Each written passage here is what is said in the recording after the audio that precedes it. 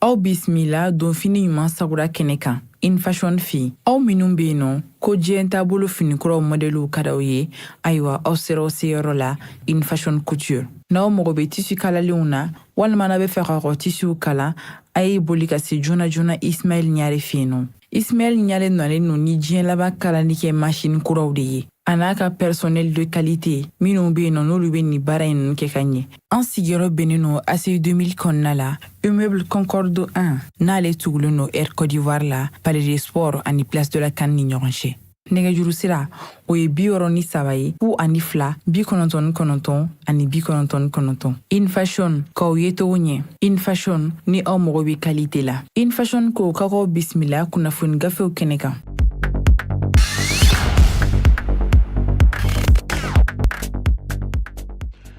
Joliba Jabarani filɛbaw an ka foli ni tanuni an b'o ti aw bɛɛ lajɛlen ma, an minnu fana bɛ k'an lamɛn radio Joliba sanfɛ Bamako yan Segu Sikaso, limanaw an minnu fana bɛ k'an filɛ an ka bɔlɔlɔw sanfɛla la n'o ye page Facebook ani page YouTube ye. O kuma an b'aw fo dantɛ foli min na min ye kunnafoni gafew ye olu lakali waati de sele filɛ laadala jɛmukan don min bɛ sigi don o don ka daminɛ ntɛnɛn fo ka taa se juma ma nɛgɛ kanɲɛ 9 mana tɛmɛ ni sanga 30 ye an bɛ nin kɛnɛ in sigi aw ye. Limanaw ni an sigilen kɛnɛ kan bi ye ntɛnɛn ye décembre kalo ale ye tile 4 sɔrɔ san 2023 san kalo laban don. Limanaw dɔgɔkun daminɛ fana ye bi ye kuma an bɛ dugawu kɛ dɔgɔkun hɛrɛ a n'a karama ala k'o di an bɛɛ lajɛlen ma. Gafew bɔra an bolo falen don bi kosɛbɛ minnu b'an bolo kɔrɔ yan o bɛ tali kɛ le challenger face de semaine l'indicateur de renouveau bien min ye l'indépendant ale bien Nouvelle Horizon bien min bɛ tali kɛ fana les échos wele ale b'an bolo kɔrɔ ka taa se le soir de Bamako. Limanaw ni face de semaine nu an bɛna nu lakale aw ka faamuya kama jamana kibaruyaw de b'a kɔnɔna la kuma na an b'a fɔ ɲɛna aw danse. Limanaw an b'a daminɛ ni face de semaine min an k'a ma ko le challenger. Limanaw fasiri a y'a jira k'a fɔ ko jamana saba min ni olu k'u bɛ fara ɲɔgɔn kan n'o ye cɛncɛn ka jamanaw ye Alliance des États du Sahel dɔw k'a ma ko AES. Ayiwa minisiri minnu bɛ jamana ninnu ni jamana wɛrɛw cɛ baara kunna n'o ye affaires étrangères ye walasa k'u ka ɲɔgɔn ye kɛra ɲɔgɔn ye min bɛ ni o bolodara novembre kalo tile 30 ka na kun cɛ décembre kalo tile fɔlɔ san 2023 in na walasa laɲini minnu ni u la n'o ye jamanaw k'u y'a ɲini jamana saba in a ɲɛmɔgɔw fɛ ko a kana kɛ AES ko yɛrɛ dɔrɔn ye ko an farala ɲɔgɔn kan ko jamana saba in bɛ fɛ yɛrɛ de ka a bɛ fɔ min ma ko confédération n'o de ye jamana saba in bɛɛ n'a ka ayiwa jamanaya bɛ to ɲɔgɔn na nka baara foyi tɛ yen n'o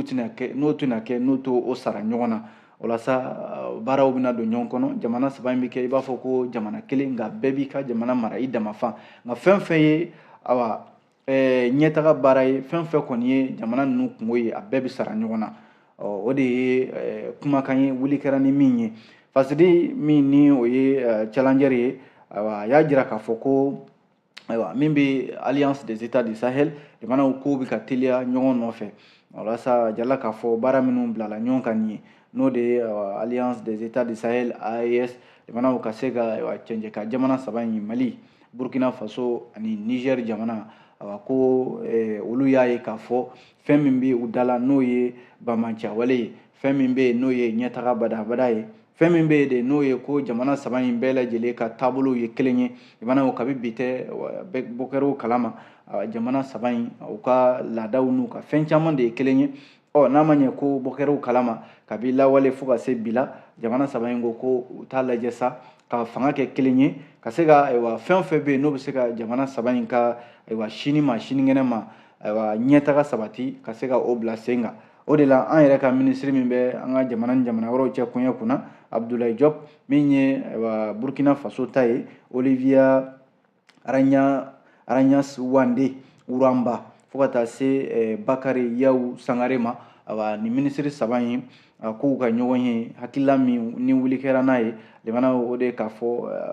ko kɔrɔtɔlenw yɛrɛ de bɛ sisan jamana saba in bɛ fɛ ka baara minnu boloda min ɲɛsilen bɛ basigi bɛn jamana saba ninnu ni jamana wɛrɛw bolo bɛ se ka di ɲɔgɔn ma cogo min na sɔrɔ nasira politique ko nasira ka fanga don o la kosɛbɛ o la Mali Niger ani Burkina Faso ko ni ko min kɔni ye olu fɛla yɛrɛ ye a ka bɔ an farala ɲɔgɔn kan ka bɔ o la alliance ko la ka kɛ confédération ko yɛrɛ ye mana kunnafoni de ye nin ye an ye nin bɔ fasidi sɛbɛn min n'an kama ko challenger bi aw bonya b'a la.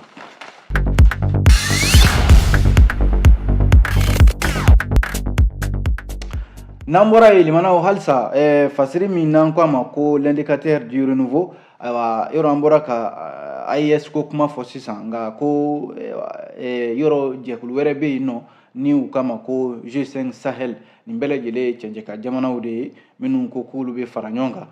yani AES ko kun ka se G5 Sahel de kun bɛ sen na min ye l'indicateur du renouveau ye a ko Mali de y'i fosi ka bɔ nin jɛkulu in na fɔlɔ e ko jamana wɛrɛw ma u fosi ko Burkina Faso ani Niger olu fana y'u fosi ka fara Mali kan tɔ tora Tchad ani Mauritanie fila de ye ni jɛkulu in kɔnɔ n'o ye G5 Sahel ye G5 Sahel kɔni tɛ bilen a bɛ n'a fɔ a kɛra GD Sahel de sabu jamana fila de b'a kɔnɔ n'o ye Tchad ani Mauritanie Mali yɔrɔ ale de fɔlɔla k'i sen bɔ o kɔfɛ n'i ye jateminɛ kɛ Burkina Faso ni Niger olu fana y'a jira k'a fɔ jamana fila in Ibrahim Traoré ani Abdraman Chani k'u ye communiqué kɛ u jamana fila in bɛɛ lajɛlen communiqué kɛ k'a jira k'a fɔ ko G5 Sahel kɔni ni olu ka kuntena tɛ kelen bilen ni jɛkulu min n'a sigira sen kan san 2014 ni Mali Burkina Faso Niger Mauritanie ani Tchad olu tun bɛ a kɔnɔna la Mali kɔ don a la Mali ko ale ka laɲini tɛ G5 Sahel kɔnɔ bilen sabu fɛn fɛn ye Mali ka nafaw ye Mali ko k'ale ɲɛ t'o la Mali y'i fosi ko sibiri tɛmɛnen Burkina Faso ni Niger fana y'u fosi ka bɔ nin jɛkulu in kɔnɔ sabu ko olu ye nin baara in kɛ u m'a kɛ i n'a fɔ ko fɛn wɛrɛ don sabu olu ka jamanaw yɛrɛma hɔrɔnya de b'u bolo n'a ma ɲɛ k'a fɔ ko kuntilenna min n'o ye jɛkulu sigikan ye n'o t'olu ka hakilila ye ko olu fana b'u kɔ don G5 Sahel la ko ka sababu kɛ ko hamina wɛrɛ b'u la min ni o tɛ ka ɲɛnabɔ G5 Sahel kɔnɔ k'u bɔkun bɛɛ lajɛlen de ye nin ye limanaw nin bɛna fanga wɛrɛ don mun na o ye Alliance des États du Sahel n'o ye AES ko kuma min n'o bɛ sen na sisan cɛncɛka jamanaw fana don minnu y'a ɲini ka fara ɲɔgɔn kan limanaw ko ka fanga kɛ kelen ye ka se ka banmanca wale kɛlɛ ka tɛgɛ di ɲɔgɔn ma ka se ka min bɛ ɲɛtaga baaraw sabati n'i ye jateminɛ kɛ yɔrɔ G5 Sahel furadama sigilen ka n'a bila fasiri ka ɲɛfɔli la ɲɛ foyi ma se ka sɔrɔ nin G5 Sahel ko in na ka sababu kɛ nafolo ko ye sabu G5 Sahel fɛn wɛrɛ de b'a kɔrɔ jamana wɛrɛw de bɛ nafolo di u ma o jamanaw yɛrɛ ma sɔn fiyewu ka se ka u jɛya nin G5 Sahel ko in na fɔlɔ ye nanzaraw ka keleya tɔnba n'o ye Union Européenne ye ale yɛrɛ de ye G5 Sahel ka dɛmɛbaa fɔlɔ ye nka kabi G5 Sahel ko bilala sen na fo ka n'a bila an bɛ don min ko bi fasiri ka ɲɛfɔli la jamanaw ni dɔ ma fara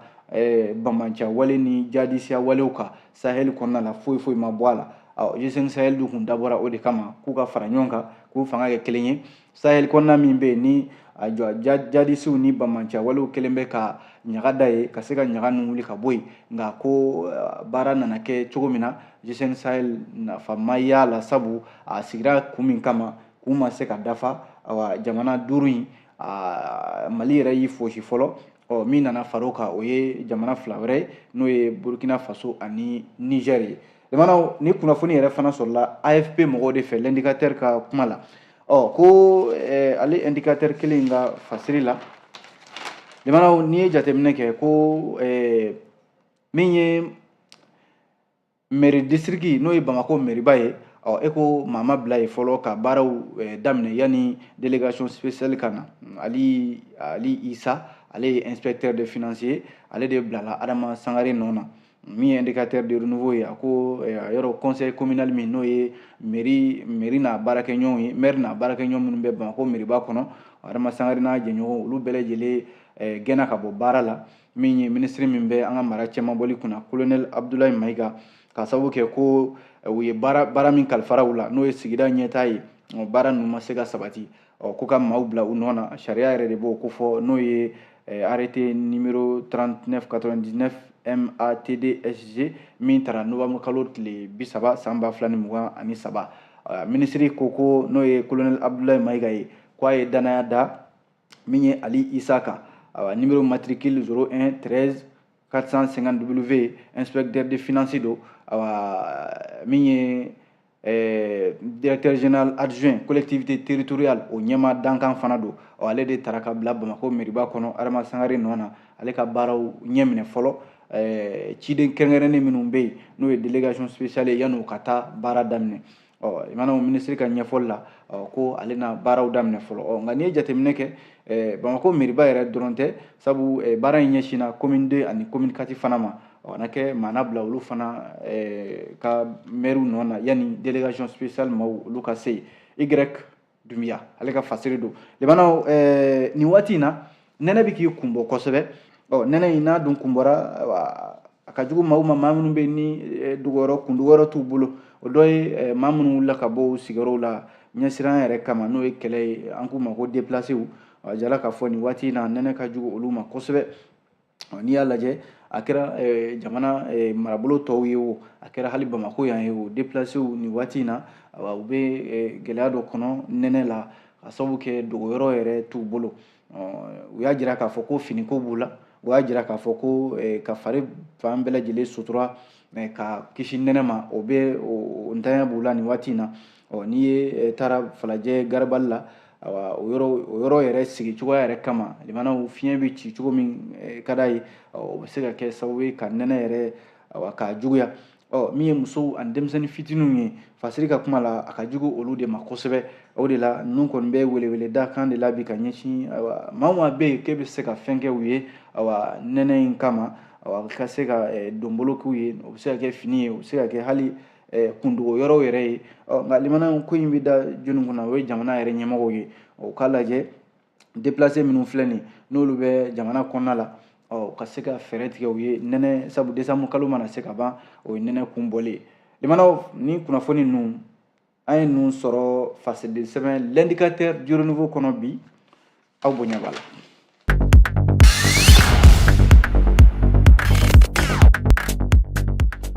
n'an bɔra yen fasidi sɛbɛn bɛ yen n'an ko a ma ko l'indépendant limanaw an bɛ don ale kɔnɔna la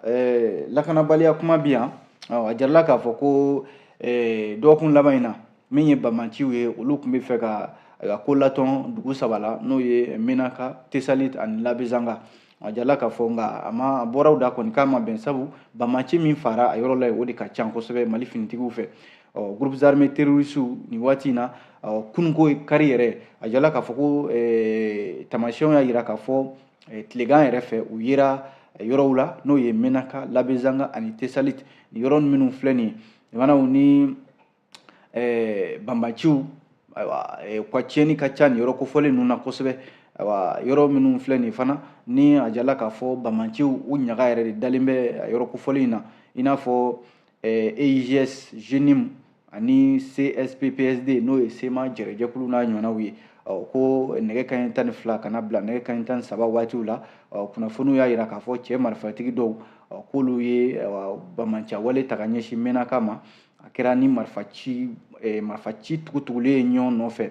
Menaka fanfɛlaw la bɛɛ b'a dɔn k'a fɔ Menaka ale ye yɔrɔ ye yɔrɔ min bɛ yen kabi MINUSMA y'i kɔ don fo ka na se sisan ma ko bamaciya wale kuma lamaga ye nka a bɛ n'a fɔ waati laban in na u bɛ fɛ ka a ko kɔkɔrɔta tuguni min ye Menaka mara ye fana ani Labezanga yɔrɔ Labezanga yɛrɛ ale bɛ Gawo mara de la ko a bamaciya wale in bɛɛ lajɛlen kɛra waati kelen fasiri ka ɲɛfɔli la nka Mali finitigiw olu ma sigi fiyewu limanaw ka ko in lajɛ duguma kɛlɛkɛlaw ani sanfɛ kɛlɛkɛlaw n'o ye pankuru minnu b'an ka finitigiw bolo olu kɔni sera ka bamaci ninnu ka u kɛlɛ ka caman yɛrɛ bɔnɛ a nin na o kɛra sababu ye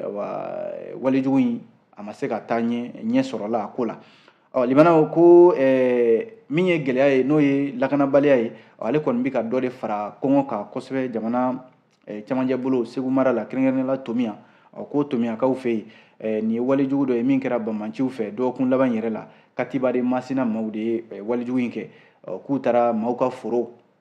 ɲɔw tigɛlen walima malo tigɛlen ka bila limanaw a tɔ tora ka se ka don n'a ye so bamaciw de filɛ ka taa tasuma don u ka balow la Tomiya ani dugu dɔ bɛ yen u k'a ma ko Wan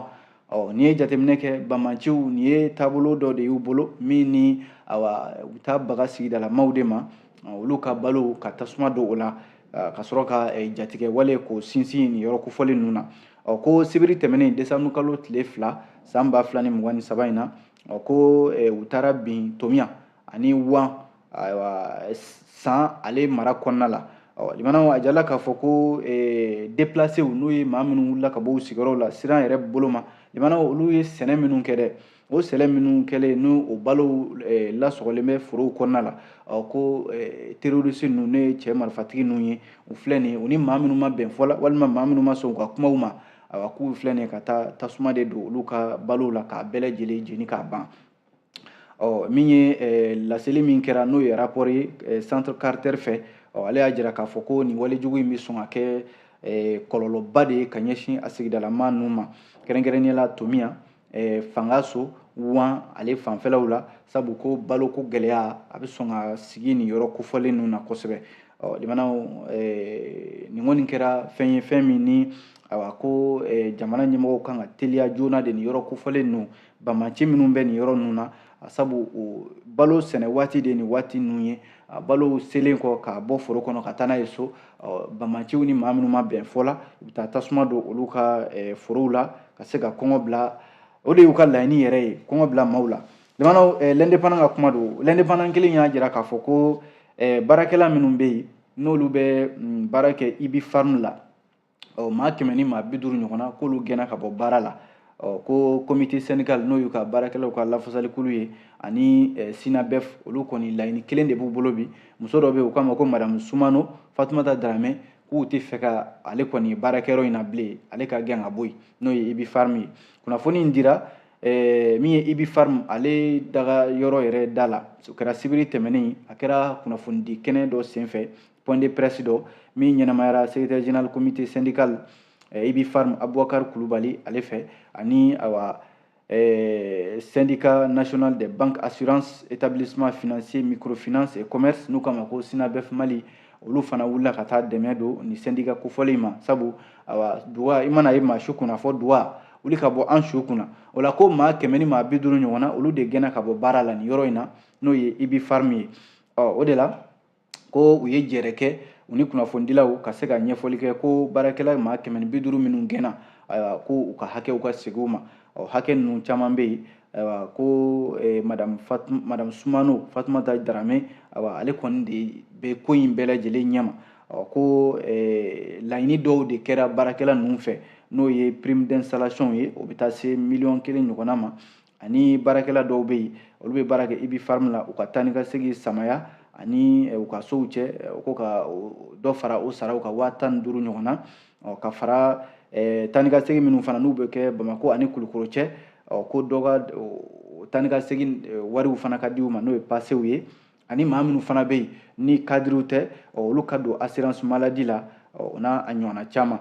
ni laɲini minnu kɛlen filɛ nin baarakɛlaw de fɛ dɛ min ni a wulikajɔw kɛra octobre kalo tɛmɛnen ko a na kɛ u ka ressources humaines ɲɛma n'o ye madame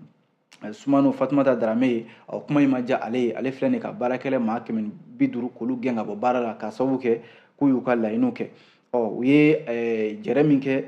sibiri tɛmɛnen laɲini min ɲinina u fɛ ko ni y'a jira ko muso in ko f'a ka baara bila n'o tɛ ko bi ntɛnɛn yɛrɛ desanburu kalo tile 4 u bɛ sɔn ka baara bila daminɛ heure 120 ɲɔgɔnna n'o ma mago ɲɛ u bɛ tila k'a daminɛ ntɛnɛn nata in desanburu kalo tile 11 nɛgɛ kanɲɛ fu falaki ka baara bila kɛ Ari Musa Mayiga ka fasiri don limanaw an y'a bɔ indépendant kɔnɔ aw bonya b'a la.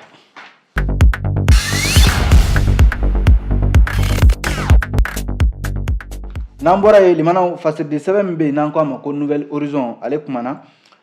coordination de l'appel du 20 février 2023 ayiwa jɛrɛjɛkulu min sigilen bɛ ko fanga ka segin jamanadenw ma retour à l'ordre constitutionnel olu kɔni ko k'olu ɲɛ tɛ fɛɛrɛ foyi la nin ko in na fo fanga de ka segin jamanadenw ma n'o ye retour à l'ordre constitutionnel ye ko jamana yɛrɛ bɛ se ka taama sira ɲuman de sɔrɔ o la. O la appel du 20 février maaw olu ka jabala kura k'u y'o sɔrɔ o filɛ nin ye Lafiyabugu ACI 2000 la ayiwa a kɛra sababu ye min Jibril Brahima Diallo ye ale min ye coordinateur intérimaire ye ale tun bɛ kɛnɛ ka ye a ye kuma ta ale yɛrɛ de ye nin kuma in fɔ a ko jamana ka segin fanga ka segin jamanadenw ma n'o ye retour à l'ordre constitutionnel ye k'o de ye olu ka dalagɛsɛ bɛ wa o de y'u fɛla yɛrɛ ye sabu Mali kisili bɛ bɔ o de la u ka ɲɛfɔli la min ye coordination appel du 20 février a ɲɛmɔgɔ n'o ye Mohamed Cherif Kone yɔrɔ nin waati in na ale ma ye kɛnɛ kan ka sababu kɛ a yɛrɛ ka kunkanko dɔw ye Jibril Brahima Diallo ale kɔni de ye kuma ta kɛnɛ ka ye ka sɔrɔ ka tasibila kɛ ka ɲɛsin magistrat fila min n'olu bɛ nin jɛrɛjɛkulu ɲɛma ayiwa Mohamed Cherif Kone ani a dɔgɔkɛ Daramani Jara olu de bɛ nin kɛlɛ in na a bɛ waati jan bɔ k'u ka jabala o sɔrɔ sababu la u ka sɔrɔ ka welewele da kan bila ko u mago bɛ min na bi jamana olu kɔni ka jate la transition in a tɛ sira ɲuman ka sabu ko kabi référendum kɛra ka sariya sunba kura sɔrɔ k'o yɛrɛ o ma kɛ fɛn ye min ni o kɛra fɛn sabati ye u ka jate la ko bi olu mago bɛ min na jamanadenw farafaralen don jamanadenw ka fara ɲɔgɔn kan sɔrɔ min n'o nagasilen bɛ sɔrɔ ka se ka yakubaya ani ko a kelen bɛ i b'a fɔ ko maliden dɔw bɛ transition kɔ dɔw bɛ minnu tɛ transition kɔ olu bɛ jate i n'a fɔ ko faso jugu k'olu ka laɲini ye min ye bi nin bɛɛ de ka fara ɲɔgɔn kan jamana mago bɛ a den kelen kelenna bɛɛ lajɛlen la min ye Jibril Diallo ye a ko don nataw la u ni jɛrɛjɛkulu dɔw bɛna fara ɲɔgɔn kan ka se ka baarabaw boloda i n'a fɔ CDR ani Mouvement populaire pour la paix Mali MPPM ani jɛrɛjɛkulu caman walasa u ka hakɛ min ye jamana kɔnɔ ka se ka o laɲini kɛ limanaw politique ko nasira la halisa politique tɔn min bɛ n'an k'a ma ko yɛlɛma ko yɛlɛma bɛ fɛ ka a ka cɛbɔ a bɛ fɛ ka baaraw daminɛ n'o ye jamanakuntigi kalata min bolodalen bɛ n'a bɔra a dɔw kɔrɔ a waati yɛrɛ ma dɔn fɔlɔ o la Nouvelle Horizon y'a jira k'a fɔ jamanakuntigi kalata a bɔra dɔw kɔrɔ a ma dɔn fɔlɔ nka yɛlɛma kɔni bɛ labɛn na i n'a fɔ politique tɔn tɔw yɛlɛma ko ale ye cikan bila ka taa a ka tɔnden fɛn fɛn bɛ yen u ka base minnu bɛ jamana kɔnɔ k'u labɛn yɔrɔ yɛlɛma yɛrɛ denfa président d'honneur n'o ye Musa Mara ye premier ministre kɔrɔ in ale ka tɔn don ko u ye nin laseli kɛ novembre kalo tile 30 tɛmɛnen alamisa tɛmɛnen yɛrɛ kunnafoni dɔ senfɛ ka ɲɛsin u ka tɔnden bɛɛ lajɛlen ma min bɔra u ka ɲɛmɔgɔba docteur Yusuf Jawara ale yɔrɔ ko base bɛɛ k'i labɛn bɛɛ ka maa maa bɛ yen k'e bɛ fɛ ka jamanakuntigiya ayiwa a bɛ fɛ ka baara kɛ yɛlɛma ko dayɛlɛlen don bɛɛ lajɛlen ye o dɔgɔduma o bilalen bɛ ka décembre kalo tile 23 natɔ in kɔnɔ yɛlɛma kɔni docteur Yusuf Jawara k'u bɛ bɛɛ lajɛlen de wele sa ka congrès 4nan senfɛ min bɛna boloda décembre kalo tile 15 ka taa bila tile 23 la ko yɛlɛma b'a ka cɛbɔ a b'o yira jamanadenw na min bɛna ayiwa yɛlɛma tɔgɔ bɔ jamanakuntigi kalata natɔ ninnu na kunnafoni filɛ nin ye limanaw an ye nin bɔ Nouvelle Horizon kɔnɔ aw bonya b'a la.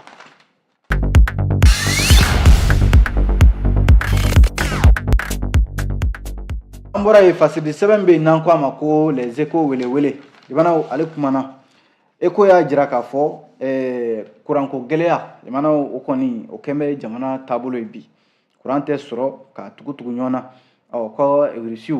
Rusiw ka délégation ba dɔ makɔnɔnin bɛ ayiwa Bamako yan nɔ n'i ye jateminɛ kɛ yɔrɔ dɔgɔkun 2 kɔfɛ ayiwa Mali ka ciden dɔw tun taara Rusi jamana na ni Rusiw ka cidenw fana sigira ka bɛn ko caman kan limanaw o caman bɛ tali kɛ kurankow ni sirakow ani fɛn caman énergie nucléaire o n'a ɲɔgɔnna caman a bɛ n'a fɔ o de bɛ ka don ba la sisan ko Rusiw ka ciden kɛrɛnkɛrɛnnen dɔw makɔnɔnin bɛ Bamako yan nɔ limanaw ka se ka baara in k'a don ba la ko Alfuseni Sanu ale min ye an ka sɔrɔko minisiri ye a na kɛ kuma in a sɛbɛntiyara ale de fɛ ko n'i ye jateminɛ kɛ Rusi jamana kɔni kanganen bɛ nin ko la ka se ka Mali ka se ka ɲɛtaa siraw ka o boloda ko terrain sira ko kumaw bɛɛ lajɛlen bɛ a la min bɛ nucléaire ko fɔ n'o ye courant sira dɔ fana ye o fana baara bɛ sen na min bɛna daminɛ ko Rusiw ka délégation in kɔni bɛna na ka na lajɛ baara in bɛ se ka don ba la cogo min na nɛgɛsira n'o ye terrain sira ye énergie transport ani hali dugu jukɔrɔ nafolo limanaw n'o ye sanu n'a ɲɔgɔnnaw ye olu ɲinini baaraw bɛ se ka don ba la cogo min na ale kurantigɛ ko kuma in na limanaw ko kurantigɛ bɛ ka kɔlɔlɔ lase Bamako yan kosɛbɛ fasiri Eko ka kuma la ko yɔrɔ ni dibi kɔni bɛ yen limanaw kojugukɛla o de ka d'ale ye kurantigɛ min bɛ sen na sisan n'i y'a lajɛ dibi de bɛ fan caman fɛ bi kojugukɛlaw n'o ye sonyɛnikɛlaw ni bandiw ye minnu bɛ taa don maaw ka sow kɔnɔ ka maaw bolofɛnw ta ko o de bɛ ka jateminɛ o bɛ ka caya sisan kosɛbɛ Eko y'a jira k'a fɔ ko kurantigɛ banbali min n'a bɛ kɛ dibi ye ayiwa ko dɔw y'a kɔlɔlɔ sɔrɔ dɛ tarata tɛmɛnen nɔvɛmburu kalo tile 21 tɛmɛnen ayiwa nin ye seere dɔ ye min dira ayiwa nka ala de farala nin tigi kan limanaw nin kɛra yɔrɔ minnu bɛ yen ni o ye kalabankɔrɔ hɛrɛma kɔnɔ ko nɛgɛ kanɲɛ 21 k'a daminɛ nɛgɛ kanɲɛ 20 fo ka taa se 5 heures du matin ma ayiwa walijugu ninnu bɛ kɛ o de kɔnɔna la ninnu kɔni ta kɛra Usumani Jara tɔgɔ dɔ olu ka so nɛgɛ kanɲɛ 23 waati u ka moto jɔlen so kɔnɔ ko na kɛ ko dɔ de nana k'a bɛ moto ta nka limanaw zon yɛrɛ a yɛrɛ de ka telefɔni y'a janfa sabu a donnen a bɛ k'i dɛn k'a bɛ moto ta ka bɔ a yɛrɛ ka telefɔni o de ye mankan bɔ yɔrɔ maaw na bɔ a kalama ko nin ye maa dɔ de ye o kama maaw ka sɔrɔ ka wuli k'a gɛn dibi la u ma se k'a sɔrɔ a taalen kɔ ɛri damadɔni kuran ka sɔrɔ ka na o bɔlen kɔ yen nka Usumani ta tɛmɛnen kɔfɛ Madamu Sidibe olu fana ka so nka ale dalen kɛnɛmana na dɛ kuran tigɛlen k'a bɛna fiɲɛ minɛ kɛnɛma a dalen ko a ka telefɔni b'a kɛrɛfɛ zongɛ nana a ka telefɔni ta ka taa n'a ye limanaw hali sini o telefɔni bɛ ka ye o bɛ ka ɲini o tɛ ka ye ka sababu kɛ cɛ nana dibi de la a dalen sunɔgɔ la yɔrɔ ni dara kɛnɛma limanaw ni fiɲɛ ni fili na sunɔgɔ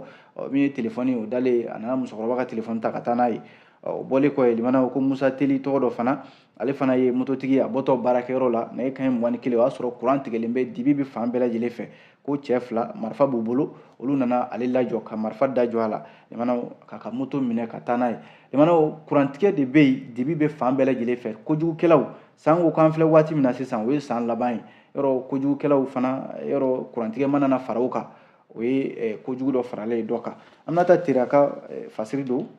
an ye nin bɔ Eko welewele kɔnɔ aw bonya b'a la.